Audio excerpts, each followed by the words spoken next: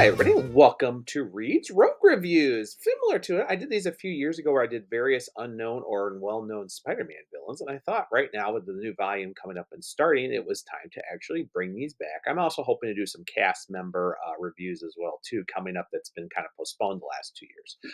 So, to get it all kicked off here, we're going to start with Reed's Rogue Reviews on our buddy, the Rhino. So, the Rhino, well, originally he was Alexia Stavedzik, who was a low-ranking member of the Russian mafia and was willing to undergo secret experiments to get his skin covered in a hide. It made him very invertible and gave him large strength and everything else too. After he got the one thing, he was known as Destroying Laboratory because he was coming out of Mexico, which of course was being used as a front to hide the experiments from eyes. And of course, he kind of got out there too. And of course, eventually, Eastern Bloc agents of the former Soviet Union actually got him introduced as a weapon, and of course, eventually he kind of went over there and he kind of became, and he eventually became pretty much a various villain over the years of Spider-Man for his own things or being a hired goon. Originally, he was created by Stan Lee and John Romita Sr. back in the first appearance of Amazing Spider-Man Volume 1 back in October of 1966, and he kind of stayed on as a pretty well-known villain from then on, too. He returned later on, believe it or not. His second appearance was actually in Hulk 104 in June of '68. And apparently, he apparently thought that he had died by the end of the story. But believe it or not, 2 years later, in 1970, he became apparent that he was both alive and well. And he actually subbed in between a Spider Man and a Hulk villain for a number of years, mostly in Spider Man, but also because of his ability to. He got a lot of exposure despite a couple appearances in the original '60s series. He was more known for the '80s and '90s and basically showed up in a lot of pieces. Believe it or not, he has been shown over in 12 significant titles, ranging everyone from Spider Man to Kazar under Mark Wade's writing back in the mid '90s. He's been on the Thunderbolts. He's been in Avengers. He's been a member of Thing. He's been in Deadly Foes of Spider-Man. He is, of course, original series back in '91. And of course, his well-known storyline, which I'll talk about a little bit there, Flowers for the Rhino storyline, and as well as Punisher War Journal. So he's been around, kind of thing. Members of the Sinister Syndicate, the Sinister Six, Emissaries of Evil, Thunderbolts. I mean, old Alex here has gotten quite around too over those areas too. He's very unique. There have been very few villains that are similar to him. The best ones can be like I think a bulldozer on the Wrecking Crew who has very similar with the enhanced trait, even though it's magic with armor. And basically, his thing is as like a bulldozer, just jumping over there. Who, of course, his daughter. Very similar to other comics. I think of Girder from the Flash Rogues gallery and everything, who's made out of metal and has kind of have that abilities and so forth too. But he's been very thing. Dr. Trauma created her own version of the Rhino, which I'll talk about in a little bit too, and how that led to the most current storylines for Alex here in those kind of areas too. So he's had a very long thing. There's very few villains that have been very close to the design and idea behind the Rhino since his first appearance back in the 1960s. So it's kind of cool that he is at the test of time for 67 years at the time of this recording, have had such a constant on that and everything else too. Top three storylines. The biggest one, of course, is Flowers for the Rhino, which was by Peter Milligan and Duncan Ferrero back in 2001 in Spider-Man Tangled Web. I actually still have the original story. Basically, it was very based off the Flowers for Algernon storyline, which, of course, is about a person with mental handicap who has an experiment very surgery done on him to increase his intelligence, get over his mental handicaps, and so forth. He ends up becoming a much smarter person. They do something very similar to the Rhino, because Rhino, for many years, even in his original appearance, was considered not very intelligent. Believe it or not, the 1981 series actually had the Rhino doing actually a smart idea and actually hiding out an area and actually had depicted him here. But it got to the point where it worked really well, and that had happened in issues 5 and 6. The current storyline, probably one of the better ones too, of course, was the Gauntlet storyline, better known as Rhinoplasty in Amazing 617, where Joe Kelly actually wrote him, and actually that he had given up his life of crime, surrendered. He ended up actually getting released on good behavior, actually met a woman, Ahsoka, and actually got married. But unfortunately, the Dr. Trauma one actually created an area to try to get him or eliminate him as the original Rhino, and ends up actually murdering his wife, Okasana's, and then fit of rage, he actually kills the second Rhino, and as a result, ends up turning back to a more depressed and area two on that too.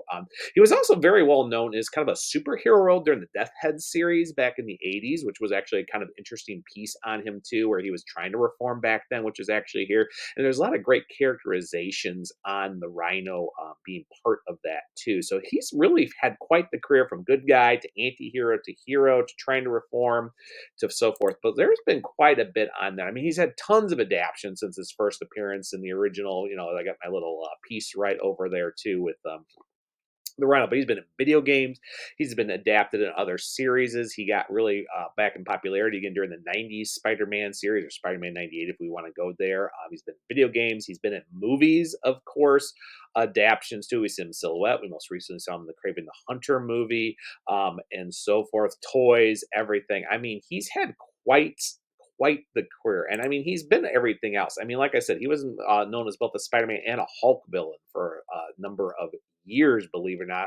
If you saw Rhino outside those two books, you were kind of like, oh, this must be special. The writers are doing something to it. He's been pretty unstoppable as a used character all these years. And actually, when he does show up and thing, in one way, people can't say it's lazy because it's expected. He's expected as a Spider-Man villain. He's expected as a Hulk villain. We haven't seen him in Hulk in quite a number of years either, but he's good. But there's nothing really much to not love about the Rhino. I mean, his very simpleton, the fact that he's been a muscle for hair, but the fact that he's been layered so much over the year. I think he's gotten the most layers in since Flowers for the Rhino in 2001, showing much more of the character. Even back in the Kazar series, Mark Waid wanted to actually talk about the areas and too, that the fact that Alexa was actually a very intelligent person.